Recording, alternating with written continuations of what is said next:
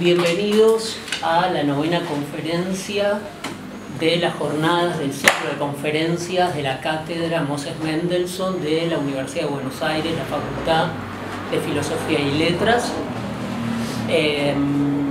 Esta es nuestra novena conferencia y un poco en las diversas conferencias que hasta ahora hemos tenido y que muchos de ustedes han asistido, la idea desde la creación de la cátedra fue un poco eludir esos motivos que estaban muy acendrados en lo que se puede llamar el campo intelectual argentino, que era tomar recurso de algunos tropos del pensamiento judío de entreguerras e incluso de la teología judía, pero siempre para de alguna manera reforzar algunas figuras que tenían que ver siempre con una resistencia, podríamos decir, a la modernidad. Figuras como, algunas figuras con ascendente levinasiano como lo inmemorial, Anspruch benjaminiano, que era esa pretensión, ese reclamo del pasado, la razón anamnética de Metz, y siempre figuras tomadas de ciertos aspectos de efectivamente la tradición judía, pero para reforzar una suerte de palincesto entre una cierta teología de la liberación con acentos antimodernos, etc. Eso como para decir muy rápidamente alguna caracterización rápida y un poco controversial. Y lo que nosotros nos propusimos en su lugar es radicalizar la modernidad cosmopolita y revolucionaria que habita para nosotros en el judaísmo. Judaísmo con esa tradición cosmopolita, liberal, pero no liberal en un sentido insular, sino liberal en la tradición de Humboldt, en la tradición de Herder. Y esa tradición que también aparece en el 19 en Baviera, es decir, tratar por lo menos de iluminar esa zona que con todas estas teologías a veces más cristianas que judías y cristianas en el sentido a veces más conservador, aunque presentándose como no conservadoras, reclamar esa tradición liberal en el mejor de los sentidos y republicana. Bueno, ¿quién mejor entonces que nuestro invitado de hoy?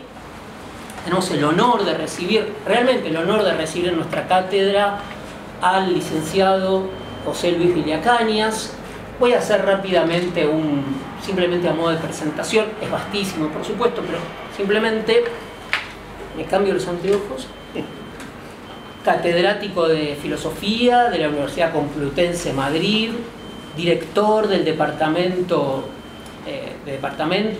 director de la revista República, fundador y primer secretario de la revista Daimon, una revista que para todos los que están familiarizados con las publicaciones especializadas es una referencia, para la redundancia, y autor de muchísimos libros, solo cito los últimos: Poder y Conflicto, Ensayos sobre Kashmir, Biblioteca Nueva, Dificultades con la Ilustración, Variaciones sobre los temas kantianos, Teología Imperial y Comunidad de Salvación Cristiana, editado por Trota, Freud, El Quijote, a lo que estuvimos hablando tras bambalinas, Imperiofilia y Populismo Nacional Católico, bueno, un texto que provocó toda una polémica muy interesante, y una reivindicación a la tarea del traductor, que siempre es olvidada, traductor de Los Fundamentos del Derecho Natural de Fichte. Bueno, ¿qué más decir? Como dijo alguien en un estudio maravilloso sobre Kant, vamos ahora a gozar de las acciones y no de los objetos. Muchas gracias. Buenas tardes, queridas amigas, queridos amigos. Yo me siento verdaderamente feliz de estar acá en el Colegio Martin Buber y de estar acá en la cátedra de Mendelssohn de la UBA. Me siento feliz de estar con tantos colegas de la universidad, pero también me siento feliz de estar con personas de la comunidad judía de Buenos Aires. Yo quiero decir con toda claridad que el judaísmo forma parte de la nacionalidad hispana y que es muy difícil que yo vaya por el mundo sin que considere al mundo judío como propio de la nacionalidad hispana. Desde este punto de vista me permitirán que les hable con la confianza que otorga el sentimiento de cierta lejana, de cierta dramática, pero al mismo tiempo de cierta sentida fraternidad. Yo quisiera en esta intervención analizar el problema de la división de poderes entre el Estado y lo que podemos llamar la comunidad religiosa, ¿no? Que es el problema fundamental de Mendelssohn. Y quisiera hacerlo en un texto, analizando un texto que es muy poco conocido de Mendelssohn. No el gran texto de Mendelssohn, que es Jerusalén, o sobre el poder religioso y político, que es el texto bastante final, donde Mendelssohn sistematiza sus puntos de vista y, en cierto modo, con su flexibilidad característica, los adapta, ¿no? de manera, creo que, de manera que ya percibe la resistencia que va a oponer Prusia a una normalización de las relaciones del Estado con la religión judía. Voy a centrarme en un texto anterior, que me resulta especialmente entrañable, porque Mendelssohn se siente más libre. Es un texto muy pequeñito y está además dirigido a la propia comunidad judía, no está dirigida en cierto modo al rey. Y tiene una característica que es la que para mí lo hace entrañable, que es el prólogo a un libro de un sefardita, Menachem ben Israel. Un sefardita que fue el director y el rabino mayor de la sinagoga de Ámsterdam y que tuvo como uno de sus alumnos a Baruch Spinoza.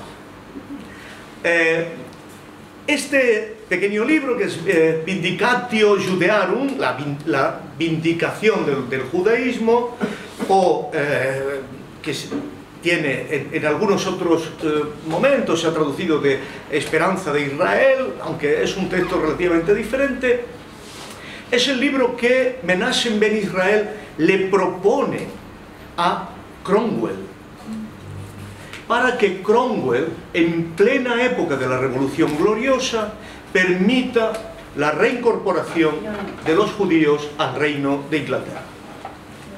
Y efectivamente, aunque esto formaba parte de una operación que podemos llamar una operación diplomática de primer orden, porque en el paquete de relaciones diplomáticas iba incorporada la idea feliz de que una flota de judíos de Ámsterdam invadiera Pernambuco y tomara Pernambuco en nombre de los ingleses para establecer una base de comercio con Europa estrictamente administrada por los judíos de Ámsterdam.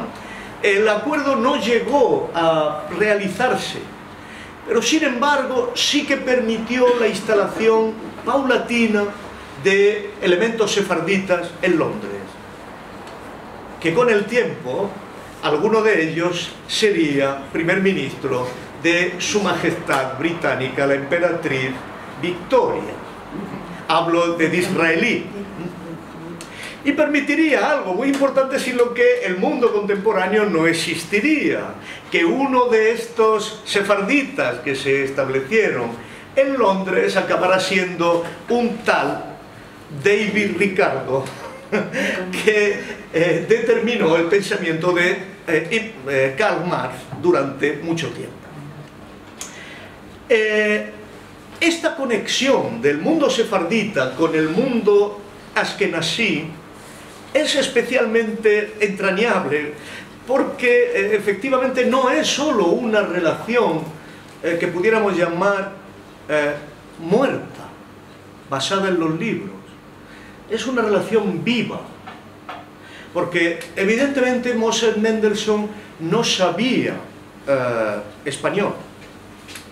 Y entonces cuando hubo que traducir la Vindicatio, que estaba originalmente escrita en español, pues tuvo necesidad de un amigo, de unos amigos sefarditas. En realidad la historia es más rocambolesca porque se la dio a traducir a Marcus Hertz. Marcus Hertz era un médico íntimo amigo de Kant, que está íntimamente relacionado con el origen de la filosofía crítica, como sabemos. Pero Marcus Hertz estaba casado con una Lemos. Lemos es un apellido sefardita, portugués, ibérico, para los Sefarad no es España. Sefarad es Iberia, es la península ibérica, ¿no? Por lo tanto, esta Lemos fue la que ayuda a Marcus Hertz a traducir la Vindicatio, lo cual quiere decir que las relaciones entre askenazíes y sefarditas estaban vivas en aquel momento. Por supuesto, la fecundación del pensamiento de Moses Mendelssohn, como saben ustedes, es extraordinaria para comprender el destino del pensamiento judío hasta el presente. Sin los descendientes de los Mendelssohn no tendríamos, por supuesto, el mundo de Varhagen que ha analizado Hannah Arendt, y no tendríamos, en este sentido, uno de los elementos fundamentales de lo que es el espíritu judío en el mundo contemporáneo. Yo en esta intervención, naturalmente, no voy a detenerme en la proyección del pensamiento de Mendelssohn hacia el futuro, sino que voy a detenerme en la línea de lo que ha dicho nuestro amigo Pablo, en hasta qué punto el pensamiento de Mendelssohn en este momento implica una completa transformación revolucionaria, diría yo, en la comprensión de la Halakhá, de la ilustración. Ilustración judía, sí, pero también ilustración europea en general. Y que en este sentido cambia de manera radical la percepción de lo que es la religión y sus relaciones con el poder político en personajes tan relevantes como Lessing, ¿no?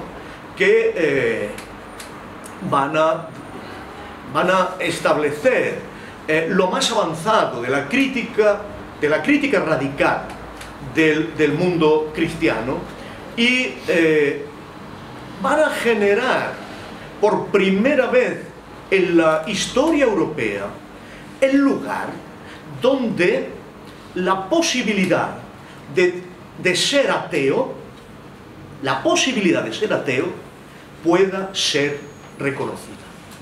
Y esto es lo que comprenden inmediatamente las clases más conservadoras alemanas como Jacobi, que inmediatamente dicen: estos son todos espinosistas, ¿no? Y por lo tanto ateístas, ¿no? Esto es lo que se produce en este... Por supuesto, Mendelssohn, deben ustedes comprender que murió del susto, ¿no? Cuando se sintió acusado de ser ateo después de haber traducido la Torá, ¿no? Pero en cierto modo el paso fue dado.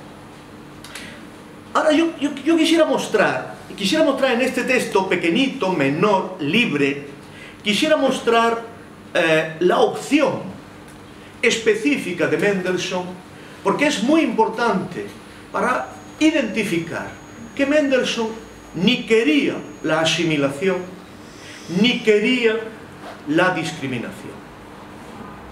Este tercer camino, que no es el del judaísmo posterior alemán, ¿no?, sino que es un camino específico de no integración, pero no discriminación. La articulación conceptual para que esto sea posible es lo que debemos a este pequeño escrito, donde la libertad de Mendelssohn se ve fundamentalmente en que, recibiendo los beneficios del estatuto de los judíos en Ámsterdam y aceptando, está en condiciones de dirigirles a esta misma comunidad judía de Ámsterdam una crítica fundamental, que ahora pasaré a explicar. Mi intervención tiene una estructura, como pueden ustedes pensar, una estructura que se atiene a los cánones de la vida universitaria. Está dividida en las 4 o 5 partes que debe constar una conferencia. En el primer momento trataré de contextualizar mi intervención y de identificar lo que podemos llamar la diferencia entre el régimen clásico y el régimen moderno de división de poderes, y identificar la posición de los judíos en ambos regímenes. En el segundo epígrafe recordaré las posiciones de antisemitismo y su vigencia en el tiempo de Mendelssohn. Y en el tercero analizaré brevemente las posiciones de los partidarios de la integración de los judíos, por una parte, y de los críticos, por otra. Con ello tendremos las premisas para entender la posición de Mendelssohn, que analizaremos en el cuarto lugar, y que nos llevará a distinguir la cuestión de los derechos de la humanidad. Este punto es decisivo, la primera formulación de los derechos humanos y la cuestión civil. Y esto nos preparará para analizar el estatuto político de los judíos que deseaba Mendelssohn y el sentido de lo que él llama la colonia. La colonia es la forma en que él entiende que debe regular las relaciones de la comunidad judía con la comunidad gentil.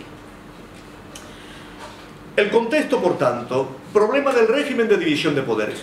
Los judíos seguían desde la destrucción del segundo templo un estado que en el fondo los colocaba fuera del régimen de la división de poderes de Occidente.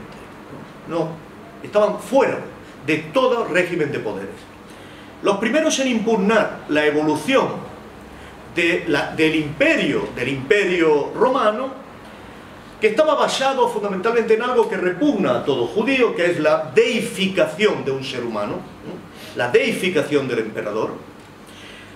Estos no encontraron acomodo en las posteriores relaciones entre la Iglesia y el Estado, ni cuando el emperador era pagano, ni cuando el emperador era cristiano. No tenían lugar. Ajenos a ambos poderes, el poder del emperador y al poder de la Iglesia, tuvieron que convertirse en lo que Max Weber llama un pueblo huésped, un pueblo que está hospedado, dirigido por sus propios maestros comunitarios, los rabinos.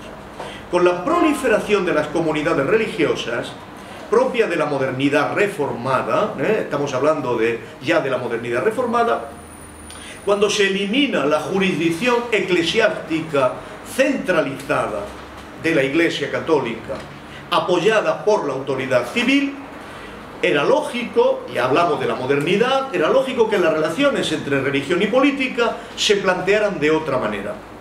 El régimen moderno de división de poderes desplazó el desorden endémico de la res pública cristiana que nunca se había estabilizado realmente. La comunidad religiosa y la comunidad política reformadas, ya no hablamos del mundo católico, reformadas, pactaron un nuevo estatuto que se llamó confesionalización, por el que se producía una división de trabajo muy clara que concedía autonomía a la comunidad eclesiástica para configurar la disciplina personal de los feligreses y la censura social. Ambas cosas, disciplina y censura, formaba parte de la comunidad religiosa y reservaba la autoridad civil solo para la capacidad de organizar la policía, el derecho común y la paz. Cuanto más unívoco, cuanto más uno fuera ese pacto entre comunidad religiosa y poder del Estado, y cuanto más unitaria fuera la confesionalización más unitaria es la del Reino de Prusia. El rey de Prusia es jefe de la Iglesia y jefe del Estado. La otra unitaria, Inglaterra, cabeza de la Iglesia, cabeza del Estado. Cuanto más unitaria fuera la confesionalización, más parias eran las comunidades judías. Al no formar parte de la comunidad religiosa, no tenían derechos civiles generales, porque la comunidad religiosa y la comunidad política se identificaban. Esta era la situación de Prusia. Sin embargo, cuanto más plurales fueran las comunidades religiosas y más lejanas las relaciones de todas ellas con la autoridad civil, menos relevancia política podían tener todas las comunidades religiosas y más libertad podían gozar los judíos, porque así podían aspirar a que su comunidad fuera una comunidad religiosa más. Todas ellas tenían la misma relación con la autoridad civil. Ese fue el caso de la Holanda de Spinoza. Cuando el problema judío se planteó en Prusia, en la Prusia de la Ilustración, el proceso moderno ya había desplegado una larga historia. Si Prusia estaba atrasada en este proceso, como comprendieron muy bien las autoridades regias, era porque finalmente había evolucionado con una jefatura compartida del Estado y de la Iglesia, que garantizaba una confesionalización muy fuerte. Una Iglesia unitaria de Estado dejaba poco margen a los judíos, que mantenían un estatuto de parias muy intenso en Alemania, en Prusia, muy intenso. El propio Mendelssohn tuvo que poder vivir en Alemania por una autorización específica, personal. La exclusión de los judíos de la Iglesia y del Estado alentaba el antisemitismo latente en toda Europa desde tiempo inmemorial. El único organismo oficial de la confesionalización, en toda la estructura de confesionalización, el único que estaba abierto a los judíos era la universidad. Pero como en todos sitios, el trabajo permitido era la medicina, ¿no? Esto incluso pasa en España. En la España de las mayores persecuciones contra los judíos, los médicos siguen siendo judíos. Es muy gracioso, Fernando de Pulgar, que era obviamente un converso y un castellano de pro, cuando la Inquisición se instala en España, les dice a los reyes: ustedes verán lo que hacen, pero no pasen por Toledo y pónganse enfermos, porque no tendrán a nadie que pueda curarlo, ¿no? Esto fue algo que comprendieron hasta el final, ¿no? Esto no diferenciaba la estructura luterana de Prusia de la católica España en el siglo XV y XVI, salvo en el hecho importante de la libertad de la universidad. Como parte esencial del pacto de confesionalización, la universidad no podía someterse a ninguna censura externa de tipo inquisitorial. Esto es importante. En Prusia eso no sucedió. Son conocidos los casos de médicos amigos de los personajes ilustrados de los que hablamos en este ensayo, Marcus Hertz, por ejemplo. Por eso es digno de estudiar cómo este reino de Prusia se planteó el problema de los judíos en el siglo XVIII y cómo se percibió a sí mismo a la hora de resolver el problema. Pero también debemos evocar las maneras en que las élites de la comunidad judía se posicionaron respecto a los procesos de integración. Mendelssohn es, de entre los representantes de estas élites, uno de los más sutiles y prestigiosos. En sus escritos tenemos una propuesta única que se mueve entre el rechazo de que el pueblo judío sea un pueblo paria y el rechazo de la integración. Por eso goza de una posición tan característica. Sin embargo, lo más importante es que al enunciarla, Mendelssohn identificó un esquema muy profundo del mundo moderno y radicalizó las premisas de la primera modernidad, caracterizando lo que podemos llamar la idea ilustrada o cosmopolita de derechos humanos y de división de poderes. Creo que esa propuesta debe ser tenida en cuenta para entender nuestras sociedades y desde luego fue la que con el tiempo se ensayó en Estados Unidos. O sea, la propuesta de Mendelssohn, cuando hablamos del Estatuto de Colonia, está íntimamente relacionado con el Estatuto de Colonias norteamericano.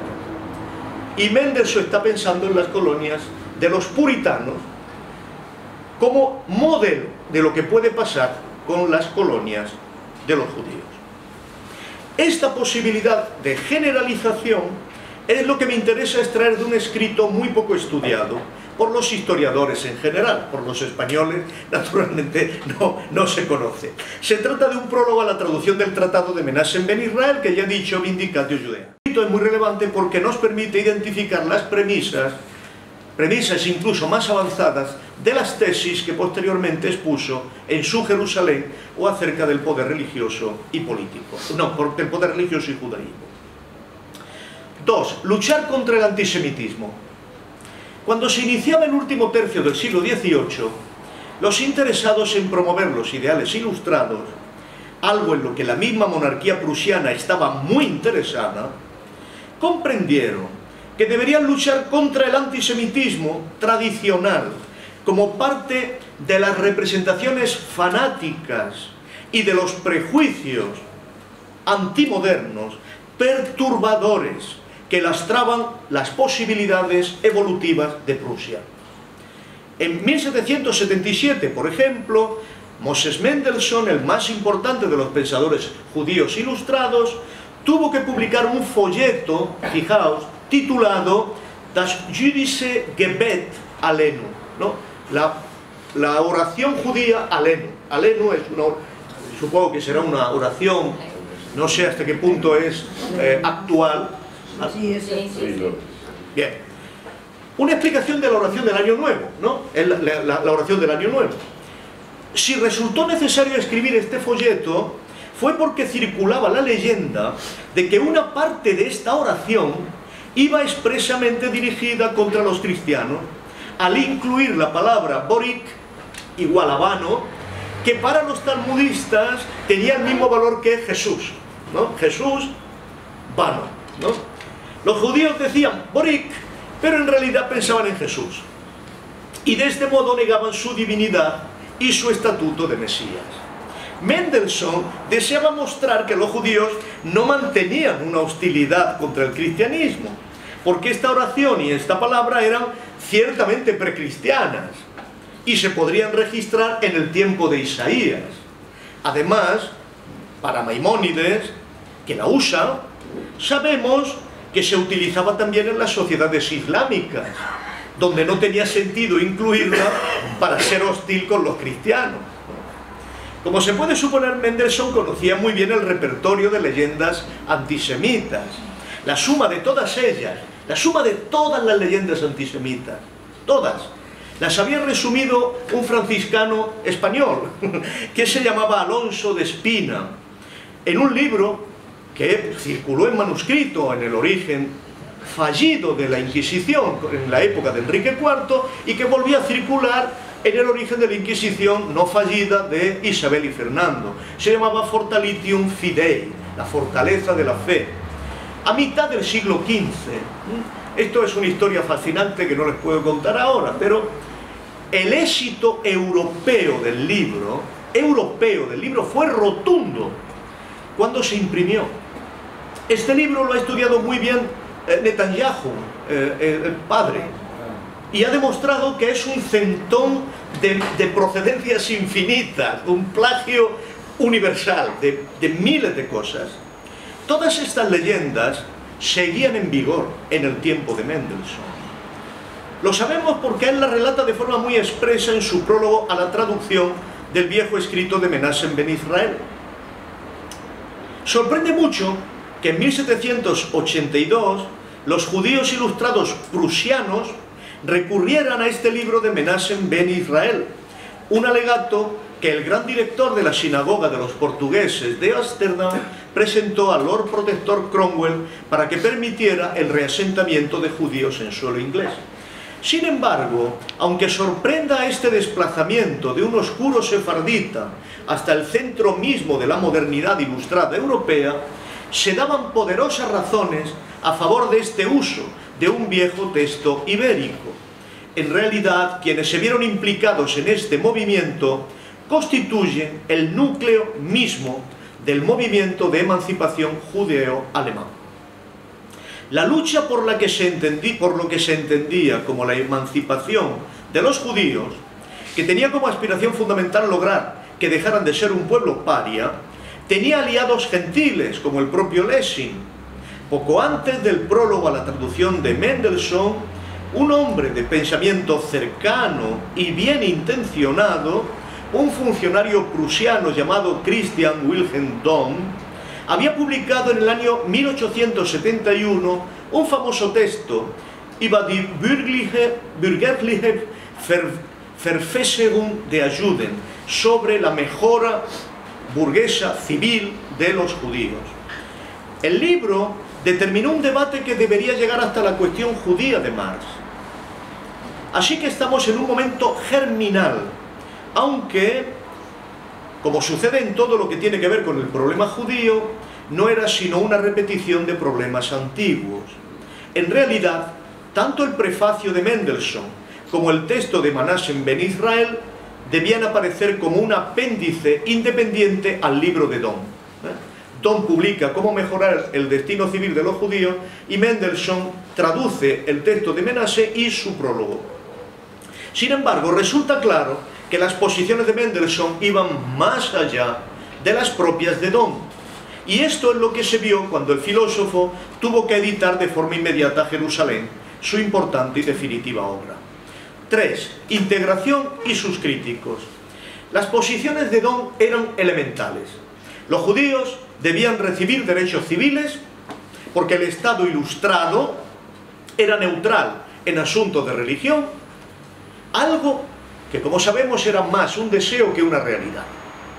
Pero sobre todo debían recibir derechos civiles porque el Estado debía promover la utilidad y felicidad de los súbditos y la suya propia, por lo que conceder derechos civiles a los judíos era hacer de ellos ciudadanos útiles.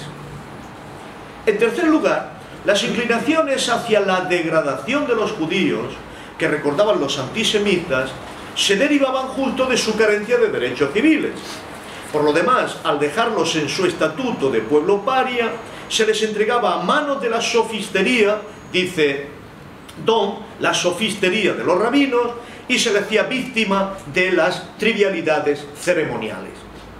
El resultado era que la marginación de los judíos tenía pésimas consecuencias para la vida económica, religiosa y cultural del Estado, también para la vitalidad y la felicidad de los propios judíos.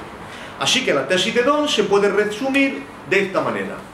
El síndrome de pueblo paria implica en los judíos una autoafirmación obsesiva de la identidad hasta lograr la autorreferencialidad completa, como respuesta a la ansiedad que genera el peligro de desaparición. Esto era una lógica de todos pierden. Como si se hubiera leído el Tratado Teológico Político de Spinoza, Dohm esperaba que en 3 o 4 generaciones de igualdad jurídica los judíos pudieran integrarse en otra confesión diferente de la propia o pudieran evolucionar de forma que lograran la plena integración jurídica como ciudadanos. Pero Don no quería eliminar la comunidad judía, a la que deseaba considerar como una confesión más, o como él decía, literalmente una Kirchliche Gesellschaft, una sociedad eclesial. Esta posición fue muy pronto criticada por un converso, Johann David Michaelis, un ilustrado famoso, un editor, quien en un segundo volumen de la obra de Don planteó la dificultad de una integración civil de los judíos si mantenían su religión. Estaba el asunto del juramento con reserva, una práctica que hacía poco fiables, dice Michaelis, a los judíos como socios y conciudadanos, sobre todo como soldados y magistrados. En suma, la mente del judío, dice Michaelis, no era transparente y por eso eran extraños a la sociedad civil cristiana. La unidad religiosa hacia la que Don quería avanzar estaba siempre en el vacío si se aceptaba la legitimidad de un juramento con reserva. Pero los judíos no podían pronunciar otro juramento. El juramento con reserva es: juro obedecer la ley siempre que no vayan en contra de la Torá, ¿no? Juramento con reserva. Esto es lo que, atención, esto no es una broma, esto es exactamente lo que pedía Carl Schmitt, que desapareciera por completo. Y por eso, para ser ciudadano del Estado, y por eso, como él pensaba que no podía desaparecer mientras hubiese judíos, pensaba que efectivamente los judíos tenían que desaparecer del Estado, ¿no? Esto estamos hablando en la razón por la que da Carl Schmitt para firmar las leyes raciales de Hitler. O sea, este problema del juramento con reserva es un problema muy central. Este juramento con reserva era el punto decisivo en el antisemitismo de Michaelis. Se suponía que el fuero interno, la capacidad que tiene todo ser humano de jurar con reserva. ¿Quién no tiene capacidad de jurar con reserva? Juro obedecer siempre que me interese, o juro obedecer siempre que lo crea conveniente, o juro... ¿Qué ser humano no jura con reserva? Todos juramos con reserva. La capacidad que tiene todo ser humano de jurar con reserva solo es peligrosa en el caso de los judíos. Eso implicaba que el juramento de los cristianos era transparente y abría la mente y el alma a la observación de la comunidad. El supuesto era que la creencia, el estado mental interno, la opinión íntima de los cristianos resultaba evidente para la comunidad entera. Los mismos estados mentales, en el caso de los judíos, no. En suma, lo que estaba en juego era el efecto del hábito, de una larga disciplina y una larga censura propias de la confesionalización de la Iglesia reformada, que vivía del sueño muy luterano, de la plena transparencia de la vida íntima del singular por el grupo, el sueño de una homogeneidad pastoral. El sueño que Martin Buber tira por borda cuando asume el principio fundamental de la singularidad de todo ser humano, ¿no? El judío era el que, por constitución interna de su psiquismo, por el juramento con reserva, era el marrano. Inevitablemente era el marrano. En este sentido, la posición de Don era en cierto modo coherente y estaba diseñada para ofrecer una respuesta a esta objeción. Don decía que lo que resultaba poco fiable podía ser el judío como individuo frente a la comunidad eclesial cristiana, pero eso se remediaba manteniendo la comunidad eclesial judía y entregando al rabino la autoridad para conocer la interioridad del fiel judío, ¿no? Si el pastor garantizaba la interioridad del pastor cristiano, pues que el pastor judío garantizara la interioridad del fiel judío. Por eso los decretos de excomunión de los judíos, de los rabinos, dice Don, deberían ser apoyados por el Estado.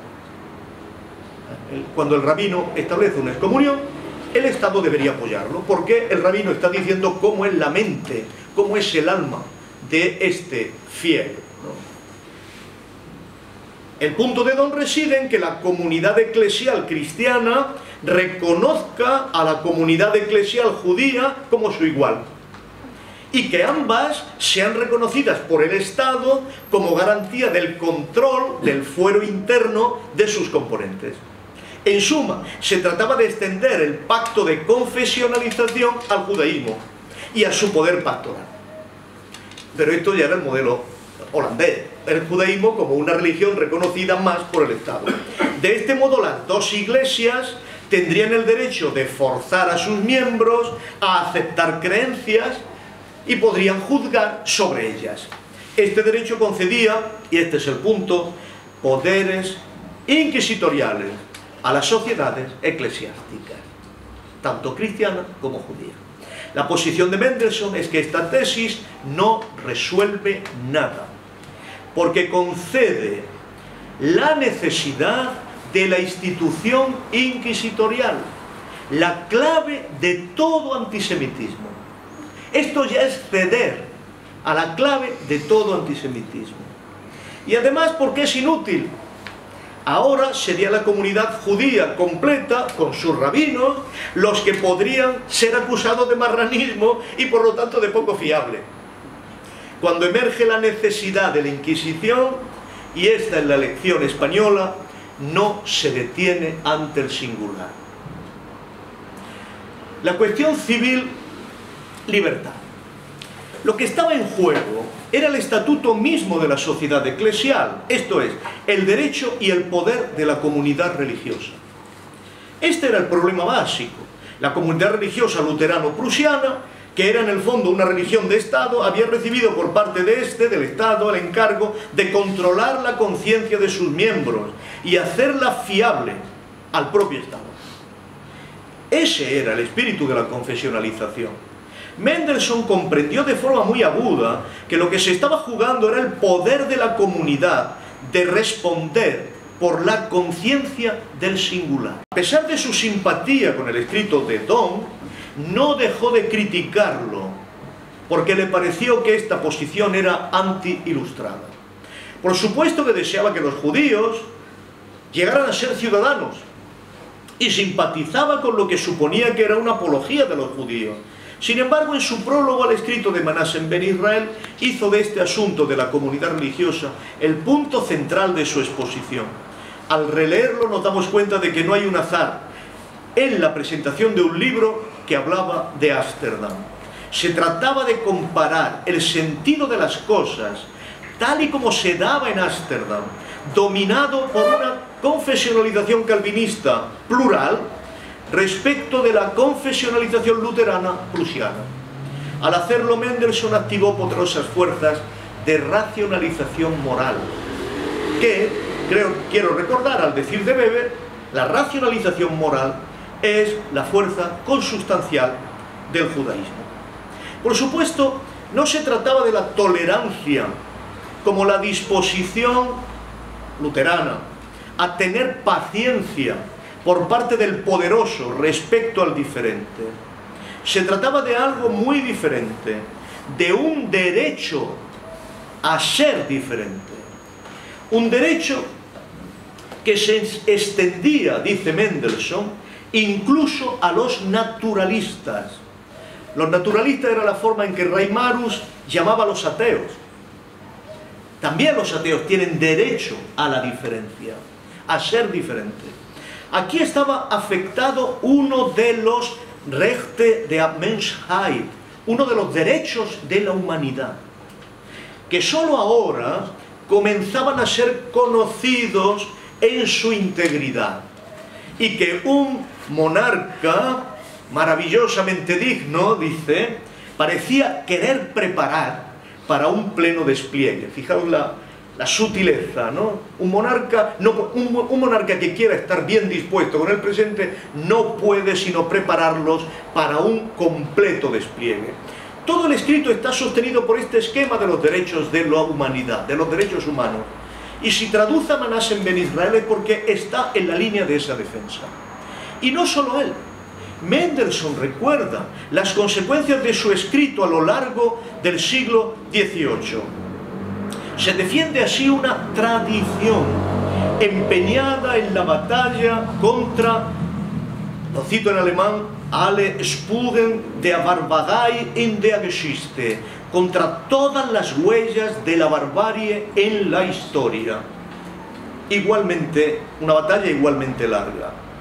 Todo en el escrito de Mendelssohn está situado en este esquema procesual, desde el principio. Y cuando habla de los derechos de la humanidad, dice que comienzan a ser honrados en su verdadero contorno, Umfang, en su verdadero amplitud, en su verdadera dimensión.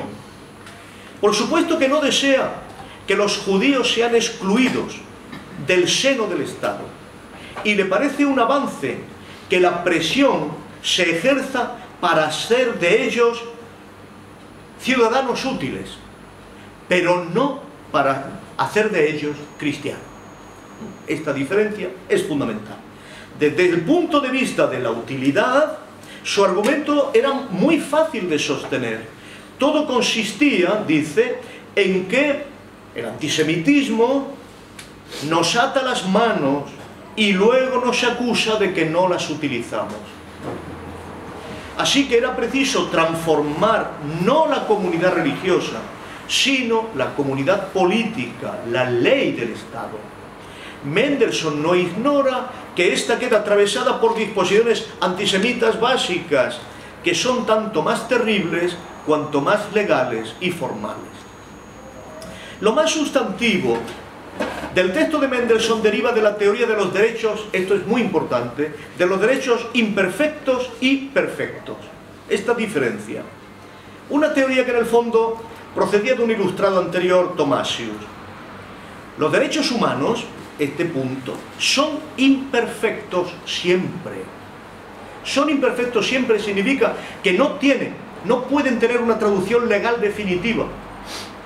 En cada presente pueden tener un contenido diferente, y por eso no se pueden cerrar históricamente, porque su contorno, su extensión, no está definitivamente considerada. Por eso se podía conceder a los judíos todos los derechos de la humanidad como derechos imperfectos, abiertos, en evolución, pero nada cambiaría en su vida y en su existencia si en cada presente no eran perfeccionados. Para pasar de unos derechos a otros, el escrito Esperanza de Israel le parecía a Mendelssohn muy apropiado. Pues este escrito argumentaba a favor de la concreción de los derechos, según el modelo de la Ámsterdam del siglo XVII, a saber, como una ampliación concreta de la libertad, o como una ampliación de la libertad concreta. Que producía beneficios lo mostraba Holanda. Así que aquí hay un primer reproche a Don: ningún hombre es inútil al Estado. Es más o menos útil según tiene más o menos derechos, esto es, más o menos libertades concretas garantizadas.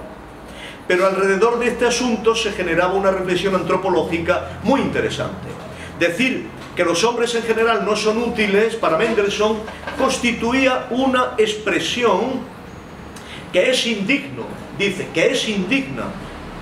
Decir que los hombres en general no son útiles es una expresión indigna de un hombre de Estado. Eines Stadtmannes unwürdig zu sein scheint. Parece ser indigna de un hombre de Estado. Como los derechos, la utilidad es mayor o menor. Cuanto más se haya ampliado el derecho, más utilidad producen los seres humanos.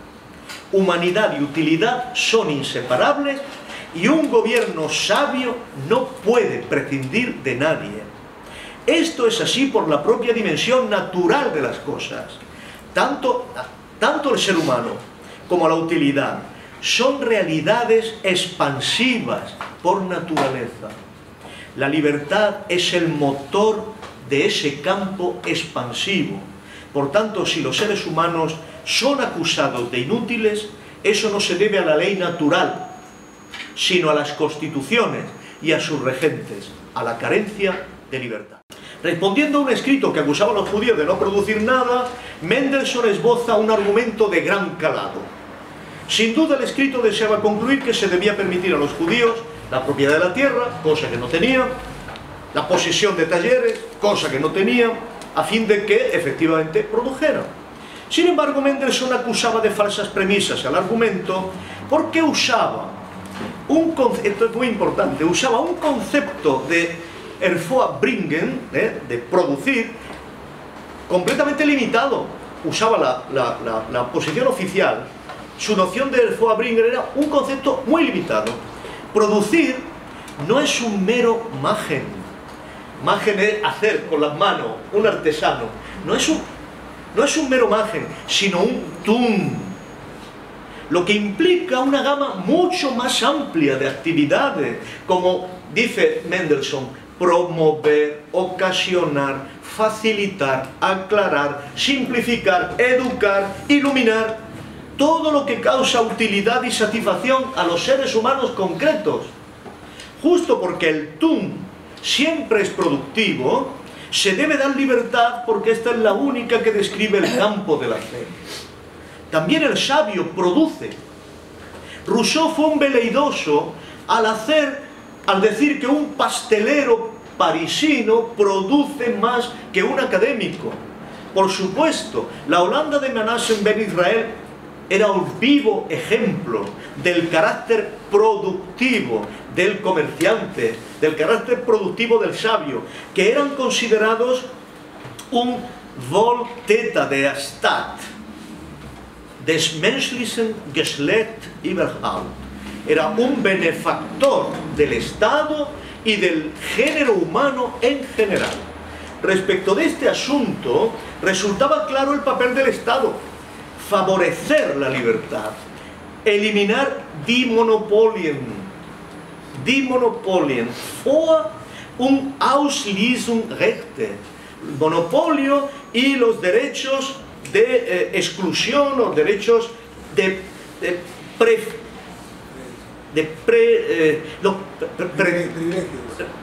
los privilegios.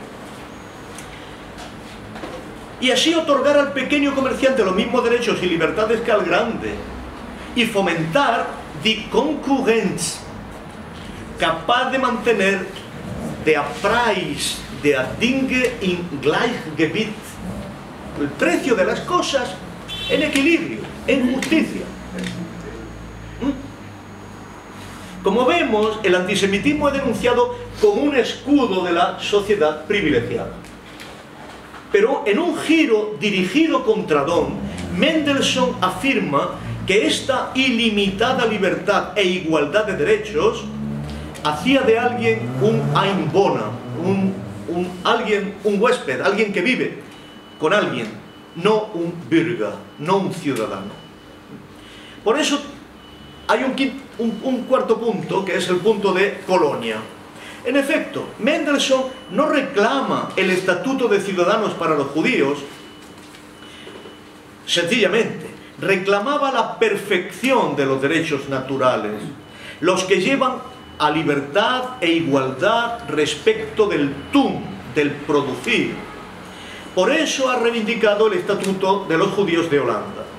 Mendelssohn no es un teórico de la asimilación, reclama derechos civiles para los judíos, pero no reclama la pertenencia perfecta al Estado. Su campo es la sociedad civil, no la sociedad política. Este es el sentido de la página central, en mi impresión, del Forrede, del prólogo, que él propone como una crítica del Tratado de Don. Esta página concierne al problema de la autonomía y es muy decisiva para identificar lo que dice Mendelssohn, porque en ella habla permanentemente de concesión de autonomía a la comunidad judía y utiliza la palabra Verstattung, hacer de ella algo parecido a un cuasi estado, a una estatalización, lo que ya declara que se trata de un estatuto concedido por el soberano a la comunidad judía, que la convierte en autonomía, en algo parecido a una estatalización. La cuestión para él se interroga por el tipo y amplitud de la autonomía que debe ser concedida a la comunidad judía, a la que por segunda vez llama una colonia. De forma clara, él ha visto a la comunidad judía bajo el esquema de una colonia que concede el rey o el soberano, y al judío como un colono, no como un virga de ese estado. Desde luego que no se trata de una condición paria, porque ya no es una condición paria, pero tampoco de una asimilación, porque no es una condición paria porque tiene su propia comunidad autónoma, su propia Verstatum, y por eso no se asimila a un ciudadano del Estado. Y ese campo intermedio es el que vamos a identificar. Una colonia dispone de una administración propia, que se debe extender a las Zivilsachen, a las cosas civiles, y desde luego a las Kirchliche Dinge, a las cosas religiosas, pero no a las políticas. El judío no tiene por qué jurar fidelidad al Estado. Aquellas, las cosas civiles y las cosas religiosas, se atienen a las leyes que regulan la propiedad unter de Glieden der Kolonie, las leyes que regulan la propiedad bajo los miembros de la colonia, y afecta a los contratos, todos ellos derechos de tipo externo que autorizan a cerrar pactos bajo condiciones dadas legales. La regulación de esos pactos puede decidirse nach eigenen Gesetzen und Rechtsregeln, entonces, según las propias leyes judías y según las propias reglas de derecho judía de la colonia, y sus conflictos pueden ser dejados a sus propias leyes, ya sean escritas o tradicionales, que en modo alguno están derogadas. La colonia, por tanto, puede juzgar sus conflictos internos de forma autónoma y según su propia ley. Esto no está en cuestión. Ante la pregunta clave ulterior de si esas sentencias pueden ser pronunciadas por jueces judíos o cristianos, Mendelssohn responde de forma clara lo siguiente: von obrigkeitlichen Richtern, por jueces que tienen la autoridad, que son autoridad. Es indiferente que estos jueces sean judíos o de otra religión.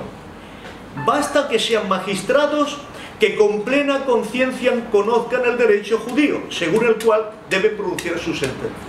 Mendelssohn cree que es igual de bueno que ese conocimiento lo hayan aprendido por el estudio o por la autoridad, y que de esa manera hayan llegado al cargo de juez. Esto es un asunto menor. Lo decisivo es que los fundamentos de derecho de sus sentencias han de ser válidas. Y aquí no se debe mirar otra cosa que la competencia jurídica del juez. Sucede como con el médico. La confianza en él depende de la competencia profesional. Esto implica que los jueces cristianos, que conozcan la doctrina jurídica de los judíos y se preocupen de ellas, pueden ser jueces. Como vemos, respecto de las cosas civiles propias en el seno de la colonia judía, domina la ley judía.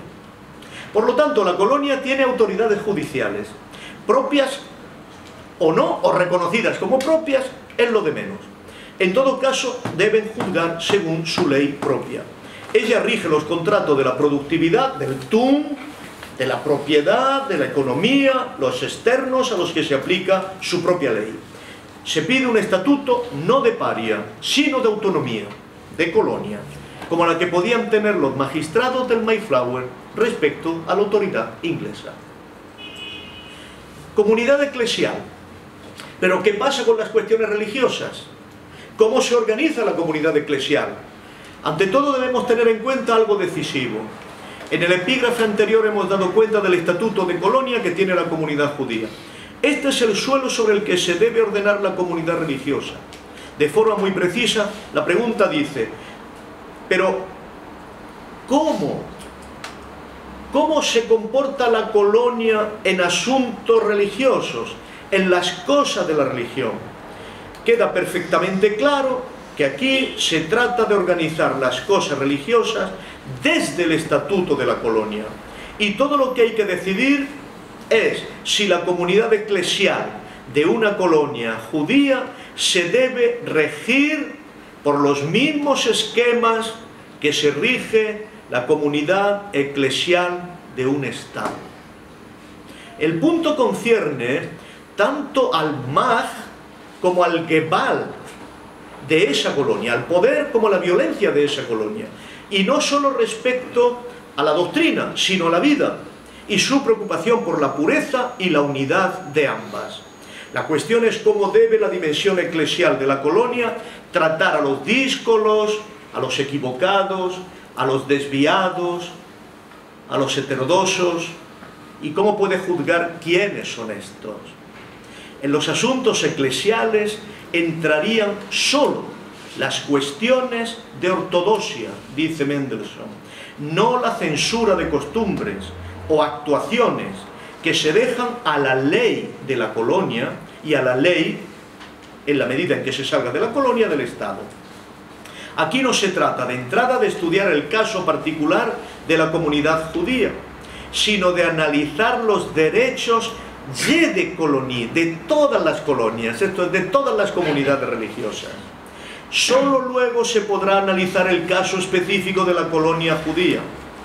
Por lo tanto, tenemos el tema de los derechos eclesiásticos, del poder eclesiástico. La tesis de Mendelssohn aquí es muy clara. No hay derecho inquisitorial en absoluto. Nadie lo tiene, ni la colonia ni la nación.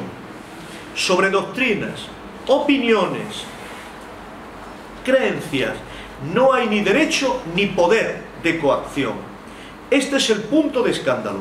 Se tiene que entender que la religión, si quiere ser verdadera, ha de renunciar a toda coacción, poder y derecho sobre opiniones y juicios.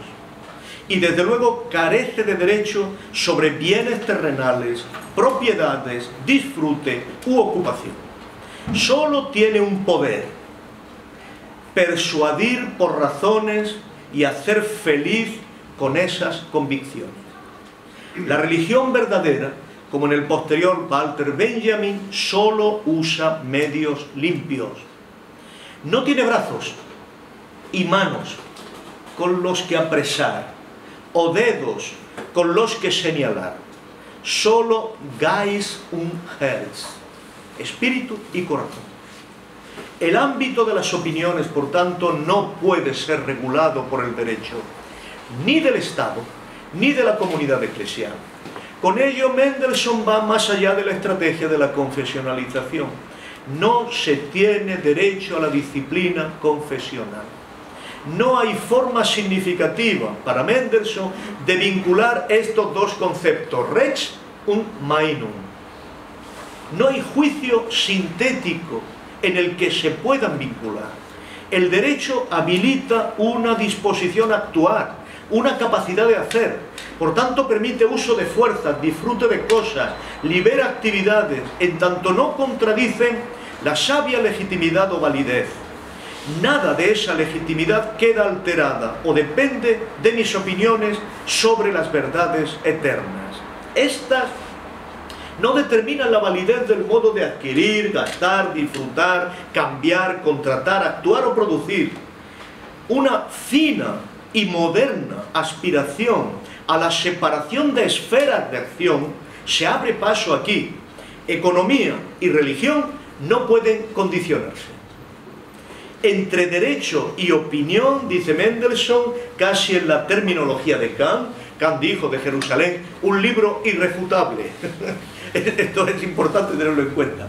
Y contemplando la ley de la naturaleza, dijo Mendelssohn, entre derecho y opinión, yo no contemplo la posibilidad de un vínculo. Ist die Möglichkeit dieser Verbindung nicht einsehen. Nadie puede ser condicionada en la práctica de su derecho por la comprensión personal de su fe.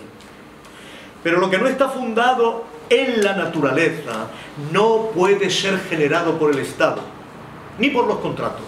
No se ve el fundamento de que mantenerse sobre determinadas creencias habilite o no para poder gozar formas de propiedad, de uso o de libertad. el tiro aquí va dirigido contra la sociedad estamental, que determina derechos de propiedad y estatutos especiales entre segmentos de la población. Por doquier vemos el argumento del liberalismo ilustrado, la tesis que luego comentará Foucault de que todo en la estructura de la sociedad debe tener un germen real en la naturaleza de las cosas y en los derechos naturales. Hay un organismo final en la posición de Mendelssohn que tiene necesidad de metáforas de la vida para imponer sus evidencias. Pero la tesis filosófica es nítida. Los contratos solo pueden transformar los derechos imperfectos en perfectos y externos, los deberes indeterminados en determinados y concretos. No pueden producir la sustancia del derecho. Esto solo lo produce la naturaleza. Sin embargo, nadie puede estar en condiciones de entender cómo puede haber un derecho o un deber imperfecto de pensar o entender, de tal manera que tenga la obligación concreta de ver las cosas de una determinada manera. Que el ser humano es un ser inteligente, fin en sí, dijo Kant, significa que solo puede ver las cosas como las ve. Nadie puede tener derecho a imponerle que las vea de otra manera, porque ese derecho no puede concretarse ni determinarse. Se puede obligar a todo tipo de acciones, pero no a pensar de una u otra manera. En este terreno los contratos son palabras en el aire. Respecto de opiniones, incluidas las que conciernen a las verdades eternas, solo tenemos un derecho: desplegar nuestra inteligencia, investigarlas, someterlas al examen de la razón, perfeccionarlas por nosotros mismos. Esto no es sino cumplir con nuestra realidad como seres inteligentes. Por eso dice, este derecho es inseparable de la persona singular. No puede ser transferido, alienado, externalizado. Es como respirar. Pactar sobre respirar es algo sin efecto. Nuestro juicio no podemos entregarlo aquí. No es un bien alienable. El otro no puede decirnos cuando respiramos. Lo decisivo es que la inteligencia aquí está más allá de la voluntad y del pacto. No podemos alterar el resultado de nuestra inteligencia a voluntad. Por tanto, sobre lo racional no podemos vincularnos a contratos. En el fondo, Mendelssohn no hace sino negar el jesuitismo. Acordaos de Loyola. Si el superior te dice que lo blanco es negro, lo blanco es negro. Y en el fondo repetía la exigencia de Lutero: no seguir los dictados de la razón no es sano. No es sano, produce enfermedad. Es como no respirar o no comer, cuando algo independiente de tu voluntad te lo pide. Pues bien, este razonamiento concierne a la vida de las naciones y desde luego a la nación materna, sea judía o sea... Este es el problema. El problema es que Mendelssohn no quiere para la comunidad eclesiástica judía algo que no exige para la comunidad eclesiástica prusiana. Pero si es así, si la nación no tiene derecho sobre el pensamiento y el juicio de sus hijos, entonces, ¿cómo la vida de la colonia que se forma desde el soberano va a ser de otra manera? La consecuencia crítica para el escrito de Don es inmediata, pues este autor concedía el derecho de excomunión a la comunidad judía, como a cualquier otra comunidad eclesial, y proponía que las sentencias de los rabinos estuvieran apoyadas y reconocidas por la autoridad política. Mendelssohn concede a toda sociedad el derecho de exclusión de alguno de sus miembros solo si viola sus reglas mediante el derecho externo, sobre la base de sus acciones. La única sociedad que no tiene ese derecho es la religiosa. El Estado tiene un derecho de juicio. La sociedad religiosa, concernida por la opinión sobre las verdades eternas, no. Esto va contra su fin final. Pues este fin final de la comunidad religiosa para Mendelssohn es la edificación comunitaria, Gemeinschaftliche Erbauung, y la participación en la alegría y gratitud ante la vida, la producción de confianza y seguridad. Nada de esto se consigue ni se facilita con el derecho de inquisición o exclusión. Suponiendo que haya disidentes o gente que piense de otro modo o de forma confusa y equivocada, nada se gana respecto a aquellos fines de la comunidad con la expulsión, que implicaría un juicio poco edificante, triste, ingrato e incierto. Si estos que piensan de otra manera cometen delitos y siembran la inseguridad, ahí están las leyes. Pero incluso cuando el criminal ha sido sentenciado, no se le puede expulsar de la comunidad religiosa si no le queremos cerrar todos los caminos de regreso. Desvincular al singular de la comunidad no puede llevarle sino a la reincidencia en el crimen por vía de la desesperación. Mendelssohn era consciente de que estaba desplegando la Ilustración en su normatividad interna y que esto implicaba ir más allá del statu quo de la sociedad cristiana. Por ejemplo, implicaba dejar de considerar a la comunidad religiosa como una persona jurídica a la que se tiene que otorgar algún Gewalt o poder coactivo. Mendelssohn no deseaba esto, pero como hemos visto no estaba interesado en que la comunidad judía se desprendiera de sus leyes civiles, lo que implicaba a la totalidad de la Torá. Este matiz es decisivo para entender el sentido de la posición de Mendelssohn. La Torá es una ley civil, no una ley religiosa. Como dirá en Jerusalén, es una ley revelada histórica para un pueblo que tras su peripecia intrínseca y su iluminación decide no tener Estado propio. Se ha convertido por eso en ley de una colonia, no en una ley de una iglesia. La iglesia o la comunidad religiosa no tiene derecho de ban, de Ausschließung, de exclusión. Esto sería hacer de ella una herrschenden religión, una religión de señores, una religión soberana. Este derecho no es tanto ilegítimo cuanto inválido, irracional, inviable, inexistente. No puede aplicar a la Iglesia ni a la comunidad judía. Sería una actuación contraria a su fin religioso y no puede llamarse servicio de Dios. Es una inconsecuencia y lo que es más importante, no ha sido ejercido ni exigido por los sabios del pueblo hebreo. Sin duda, se trata aquí de una apertura de comunidad que invoca como ejemplo legítimo al mismo Salomón, que abrió el templo a todos los pueblos de la tierra. La condición es sencilla: mientras el singular no haya rechazado completamente toda religión, esto es, mientras desee buscar en común las verdades eternas y se reciba confianza y edificación con ello, debe ser admitido. Vemos aquí a Spinoza y a los buscadores de la verdad. El argumento, en todo caso, es lo esencial. Si se quiere asumir una verdadera división de poderes entre la comunidad religiosa y el Estado, entonces resulta inevitable que la comunidad religiosa renuncie a todo derecho de exclusión, de inspección, de examen de creencias y se comporte al modo de la comunidad de Spinoza como la comunidad de los que buscan la verdad y se consuelan en ello. Pues si la comunidad religiosa acoge otro derecho, de forma inevitable estará dotada de un poder que afectará a las realidades temporales y civiles que deberían ser contempladas desde derechos y deberes perfectos.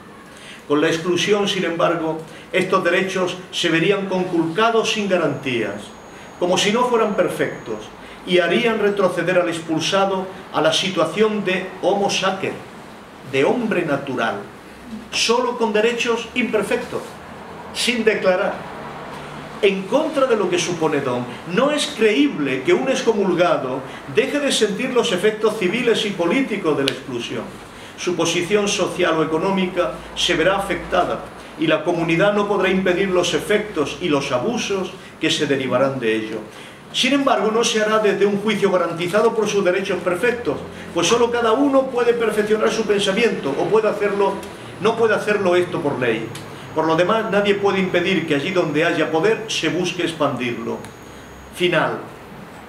No veo posibilidad alguna de mantener bajo control a ese celo religioso tan pronto encuentre el camino abierto.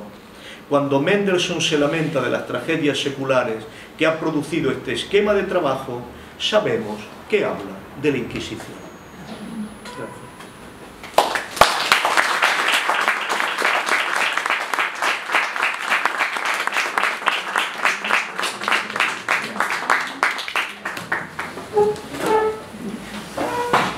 Sé que lo he hecho muy largo, lo siento y os pido disculpas. ¿Hay tiempo para preguntas? ¿Te contamos con tiempo? ¿Podemos 3 o 4 preguntas?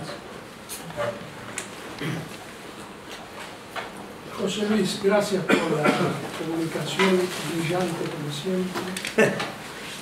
La pregunta es condicionada por mi ignorancia de la obra de Mendelssohn, ¿sí? Pero cuando te escuchaba estaba pensando en la heterogeneidad del despliegue de la Ilustración, porque al lado de Alemania está Francia, y la experiencia jacobina con los judíos. Mendelssohn estaba, ¿cuál es la relación de Mendelssohn? ¿Pensó en eso? ¿En una referencia? Mendelssohn ya muerto cuando estalla la Revolución Francesa, pero hay un rabino dentro de los que están en la convención de la Revolución Francesa y es en cierto modo un discípulo de Mendelssohn y sus trabajos dentro del seno de la convención y luego de la constitucionalización de la Asamblea Nacional. Hay actas que muestran, y los textos legales lo recogen posteriormente, de la concesión de derechos civiles completos para todos los judíos franceses, ¿no? Por supuesto que esto no es la posición completa de Mendelssohn, como he intentado desplegar. ¿Por qué? Pero era bastante estatalista, ¿no? Era muy estatal, porque tiene una dimensión universal de la razón, ¿no? Los judíos por fin ya son bürger, citoyens. Y esto significa que ya tienen los mismos derechos que todos, ¿no? Pero Mendelssohn no es tan... Y aquí él efectivamente es un ilustrado de procedencia alemana. Pero Mendelssohn dice que el plan de la providencia es la diferencia. Es que esto es lo específico de Mendelssohn. El plan de la diferencia no es la igualdad de todo, es la diferencia. Y por lo tanto, no se pueden aspirar a una religión de Estado que implique una universalización, ¿no? En este sentido, yo creo que los discípulos más interesantes de Mendelssohn, Friedlander, por ejemplo, son los que comienzan a producir escuelas. Las primeras escuelas de niños judíos surgen de la época de Mendelssohn, por discípulos directos de Mendelssohn y relacionados fundamentalmente con la aspiración de coger niños diferentes, niños pobres, niños marginales, niños... de tal modo que tanto es así que estas escuelas, que serán prohibidas posteriormente por Prusia, en su voluntad de atender niños diferentes, no acaban haciendo distinción entre niños judíos y niños no judíos.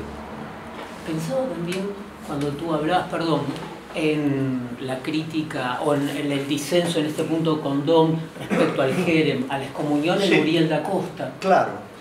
Que tenía presente, seguro. Claro, seguramente. Y tenía presente Spinoza. Tenía presente Spinoza, ¿no? Tenía presente Spinoza con toda seguridad. Lo sorprendente de Mendelssohn es que en el mismo texto del rabino que lanza el Jerem contra Spinoza, en su prólogo critica esa posición, ¿no? Critica esa posición. Aunque Spinoza, hay que decirlo, es el caso más significativo y contraintuitivo de la doctrina de Mendelssohn, porque finalmente Spinoza es excomulgado pero en modo alguno podemos decir que fuera un desesperado, ¿no? Claro. En modo alguno podemos decir que sí, le afectó. Sabemos que Spinoza fue atacado, Sí. y conservó toda su vida, el abrigo, con la herida, con la raja que le hizo el que le atacó, ¿no? Y lo llevó como su... Sí, es muy curioso que la misma raja que se hace en un duelo. Sí, pero lo llevó siempre, ¿no? Como una prenda, como una prenda. Que constituía lo más íntimo de su realidad, ¿no? Aplausos.